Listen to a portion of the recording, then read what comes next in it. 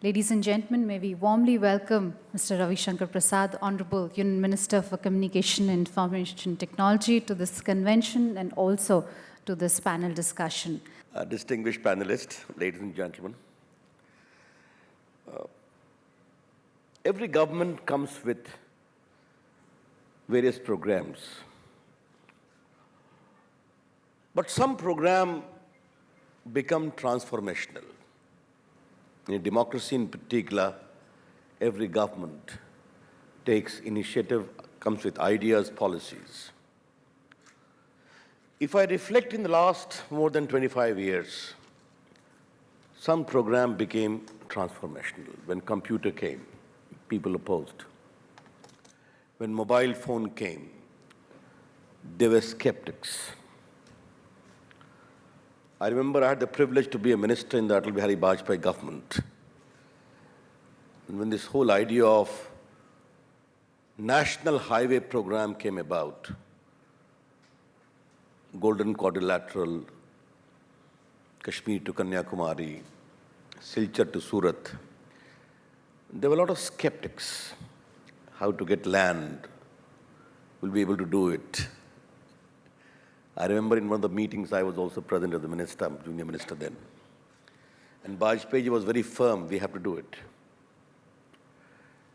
And I remember a couple of months ago going to Kanyakumari, where I had a public function. And I was told that the Kashmir to Kanyakumari National Highway 6-lane terminates here. And I said, I will not get the liberty to drive all the way to Kashmir in my life. But let me drive for an hour to have a feel that if you have an idea to metamorphose, how it becomes a reality. Well, ladies and gentlemen, Digital India program is a transformational program. The first thing you need to recognize. It is a mission mode program of the Prime Minister of India. And I'm singularly honored to be one of the components to execute it as a minister. Digital India is basically designed to bridge the digital divide between the digital haves and digital have-nots. I'm not talking of digitally literate or illiterate, because India's literacy rate is growing. We need to expedite it more. But there is indeed a digital divide. On the plus side of it, in a population of 1.25 billion, we have got 980 million mobile phones now. Very soon we will cross the 1 billion mark. And if we include the landline, we have already crossed one. We add about nearly 30 to 40 lakhs mobile phone every month. When the internet service providers told me a few weeks ago that our internet penetration has reached 350 million, I was a little surprised. They said, no, sir, it is a reality now. And they also said we have surpassed even the US statistics, second only to China now. But what really struck me as to how the common man is using digital technology for his business and for his empowerment. And the two instances I've always said, but I would like to share it here because of a lot of friends of mine sitting here. A lawyer friend of mine told me a very interesting anecdote. His big fat car got puncture on the road and he had to leave it and take a taxi to reach his office. He took out his smartphone, went on Google as to how many puncture walas are there in Delhi. 50 names came. He further went, how many are there in the vicinity of my chamber? 3 numbers came. He put a message on one, my car is here, there is a puncture tire, can you help? He said, I'm coming to your office. He came, took the key, and after half an hour, put a WhatsApp that your tube has got 3 needles. This is a photograph. I'm going to repair it. and coming in half an hour, and this is my bill, keep it ready. Now, no one told him, but he realized that if he has to do good business, this is the means for that. Well, ladies and gentlemen, in the Prime Minister's scheme of things, Digital India is more for the poor, for the underprivileged. Digital India is more for the carpenter, for the mason, for the electrician, for the rickshawalas, for those who are doing manual job, who must explore their good business prospects by the use of their smartphones. And it is happening already. Another lawyer friends of mine told me another interesting story. And these are being replicated in the entire country. He has a fancy for the pulse of his own state of Madhya Pradesh because fed by the Narmada water, it sounds very tasty. And he used to get it from a grocery shop owner of his village home. One day, to his amazement, and he told me personally, that grocery shop owner WhatsApped him that I have booked your grocery in this goods train. The compartment number is this. It will reach Nizamuddin station on this day. Go and get the delivery. And this is my bill. And this is my electronic bank number. Send the money electronically. No one taught him. But he could realize that to improve his business prospects, he has to use technology. Kunal, I need to compliment you and all of your other team in the field of e-commerce. The phenomenal rise of e-commerce, and if I'm not mistaken, majority of our clientele comes from the small towns and rural India. Am I right? 70%. 70%. This is an aspirational India seeking to seek parity with the rest of the India. And they know technology is the answer. And the best thing which I was given presentation on e-commerce was that cash on delivery has emerged a new Indian model. Am I right? Yes. What is cash on delivery? A typical trait of Indian mentality. First deliver, then take the payment. Okay, good. Now e-commerce, the way it is rising in India, these are indications that people of India are awaiting digital India to succeed. And digital India is basically designed to empower Indians on fundamentally three pillars. Creation of a digital architecture as a utility for citizens of India. Number two, digital delivery of services. And number three, digital empowerment of Indians. How India is changing, just to give an example. If we use technology, how life becomes easier, and Indians are realizing. Now, a lot of pensioners may be sitting here. I see Nandu Babu here. Now, if you have to get your pension, you have to show that you are alive in November. Okay? That's what the rules are about. Now, many of the old people after retirement go with their children, either South India or where they are working, some go abroad. Now, this constant problem was coming, how can we certify ourselves to remain alive in November? Please do something about it. And then came with the idea of Jivan Pramanam, whereby you can digitally show yourself as alive, and the banking operations must continue to pay your pensions. Today, lakhs and lakhs of people are using it. We came with MyGov as an instrument for involvement of people in the quest for governance. And it was amazing. About almost 1 million people are there interacting with the Prime Minister, with my office, with me on issues of governance. And how India wants to involve itself. I had a very unique personal experience. I had gone to Cochin for my official work, and there my BJP president said, a young family is very keen to meet you. I'm like, all right, call them. They came to the state guest house, and a young girl, Anamika, hardly 7 years old, came and hugged me. And she said, Ki, sir, I watch you on television quite frequently, on Times Now in particular.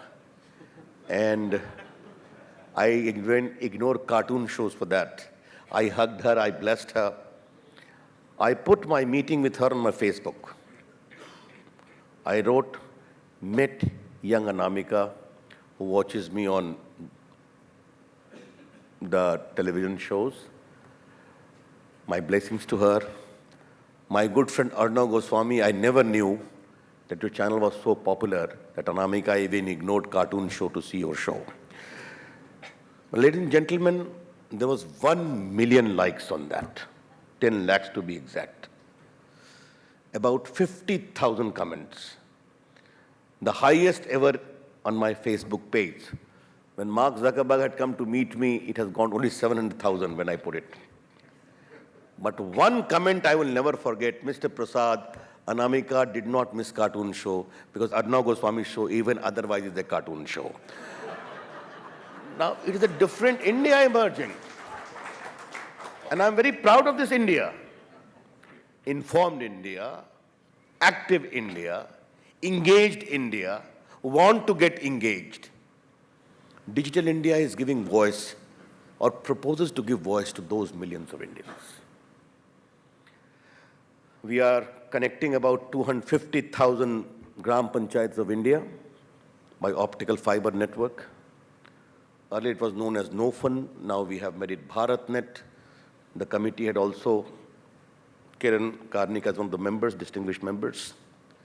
We have remodeled it. Only 2,000 kilometers was laid in the previous government. In the last 14 months, we have covered nearly 90,000 kilometers, including about 68,000 panchayats we have reached. But we have still miles to go. And we have redone with some of the architectures, namely from district to block, block to Gram Panchayat. E-commerce, e-education, e-health. I would like private players to come in a big manner to take it forward from the cluster of Gram Panchayat to last mile delivery. Through wireless, through telecom operators, proper black fiber will be available. That is how the architecture is going about. Mr. Karnik's committee had recommended a state government should be more involved. We talked to the state governments, I called a meeting of the IT secretaries, the ministers wrote to the chief minister, and today I'm happy to tell you that nearly 18 states have come forward to become a part of the SPV to execute this whole project in a more effective way. This is the changing face of India. Digital literacy. Kiran Karnik, let me tell you a very interesting story. I had set a benchmark for my people that for me, digital inclusion means the poorest of the poor must be digitally literate and should be able to run the common service centers. Nandababu, in Bihar, I had a training camp for Mahadalit women. About 300 Dalit and Mahadalit women came. I personally went to give them certificate. I heard 5 of them coming on the stage to speak, and with a mouse in their hand, the kind of self-confidence they had. And all of them promised me they are going to start their common service centers in the coming 2 months' time. And I have promised them I'll personally come to see them how it is doing. India is changing. That's what I want to tell you. I've started a project, rural BPO scheme, for whenever I see the digital geography of India, it looks quite skewed. Delhi, Gurgaon, Pune, Mumbai, Noida, Chennai, Vishakhapatnam, Hyderabad, Vijayawada, Bangalore, Mangalore, Mysore. And that's all. The rest all are having good computer teaching centers. I said this skewed geography needs to change. And thereafter we came with the idea of BPOs in small Mufassal towns of India. We have identified 48,000 seats to be distributed among all the states of India as per census population. UP gets 8,000, Bihar gets 4,400, Maharashtra get about 3,500, like that. Minus these areas which are digitally very populated. Now, 480 BPO center we propose to open in small towns like, say, Bhagalpur, Muzaffarpur, Gorakhpur, Balia, Saharanpur, Aurangabad, like that. We just went for an expression of interest, and a remarkable interest has been shown, hand-holding by a good company with a local entrepreneur. We propose to give 1 lakh incentive subsidy on each seat. That's what the architecture is about. But I see a lot of excitement of young people, very keen, coming to us. I direct them, go to the office, let's wait for the formal tender for it. But India is really, I just went to my state for campaign. I come from Bihar, the elections are going on. And I was traveling the Naxal-affected areas, Rafiganj, Imamganj, Sherghati and all. And wherever I used to speak about this, I could see the face of young men sparkle. We want this, do it, sir, quickly. Digital India is seeking to tap that ambition of India. And as our Prime Minister has stated always, IT plus IT is equal to IT. India's talent plus information technology is equal to India tomorrow. That's the benchmark of our government, and that is the real motto of Digital India. Apart from services, e-governance, the Prime Minister says always, I want governance to be available in the palm of every Indian. We have got about 910 million of Aadhaar cards in India, 91 crore to be precise. The subsidy delivery, it is becoming transparent. A Chief Minister of a state told me that he insisted Aadhaar to be mandatory in the dispersal of old age pensions. And his government ended up saving 2,000 crores because a lot of ghost claimant had no place there. But this is how governance is going to become transparent, more accountable, more responsive. Third issue is electronic manufacturing. This whole Make in India concept has emerged from there. Electronic manufacturing has immense potential. And I'm the Minister for Communication, I'm the Minister for IT, I'm the Minister for Post, and I'm also the Minister for Electronics. That's how completes my 4 departments. And when I was taking the presentation, I had just 1 director and 1 secretary. And I could see the potential. See in this hole, this is electronics, the screen is electronics, that screen is electronics, the LED lights are electronics, all the TV cameras are electronics, the mobile phone in our back pockets are electronics. But how many of these are manufactured in India? That was the issue. We liberalized, we became very active. I called a meeting of all the chief ministers, all the IT ministers, the secretaries. We have a scheme of electronic cluster in each state, where if you establish, there is a scheme of incentive of MSIPs. In sum and substance, if you invest rupees 100, the government of India will give you rupees 25, in addition to what the state government may come with additional incentive. And today, when I became a minister, we had just 2 electronic clusters approved. Today, we have 20 in the last 14, 15 months. There is a competition among state governments, give me more.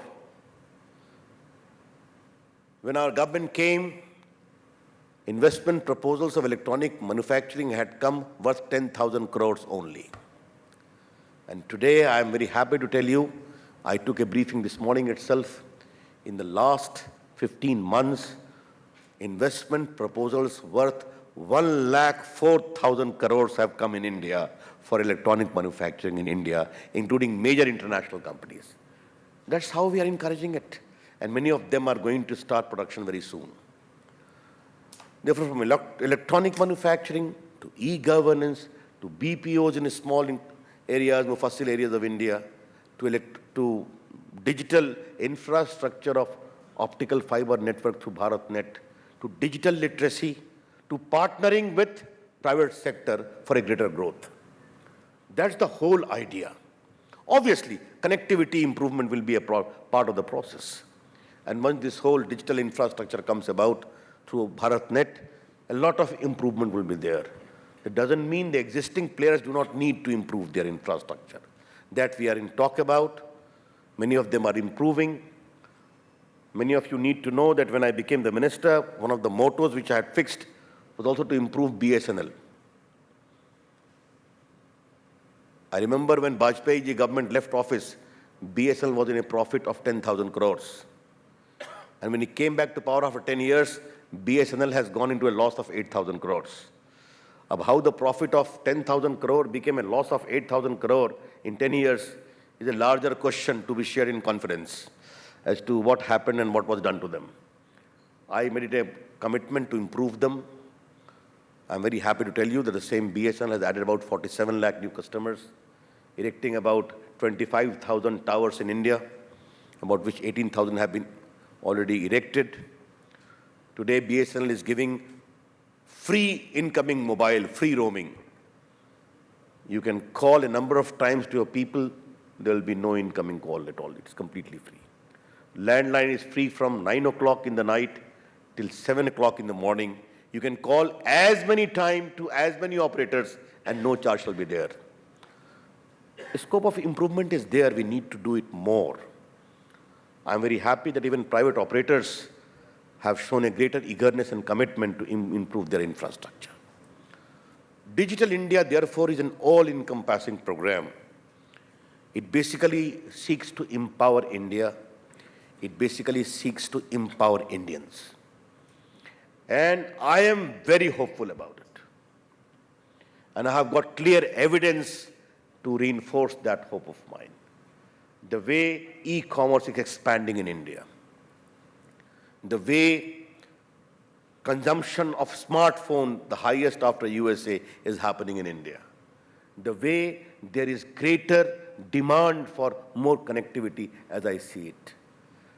We launched programs like e-Basta, e-scholarship, and the way people are using it, these are phenomenal experiences. And that aspiration must get proper satisfaction from the initiative of Digital India. That's what Digital India is about. I'm very hopeful. And let me tell you my last point.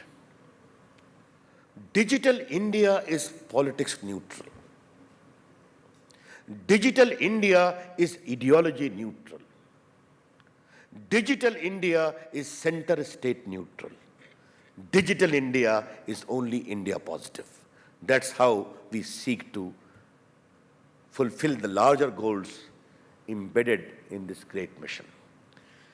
We are very hopeful, and let me tell you, the momentum which Digital India has picked up is bound to get concrete realization within a very short time. And I would see there will be a greater quest for good governance, greater quest for speedy delivery, and greater quest for newer services to be delivered on this whole new architecture we are creating. We are quite excited. I'm sure all of us need to work together. Thanks a lot. Namaskar.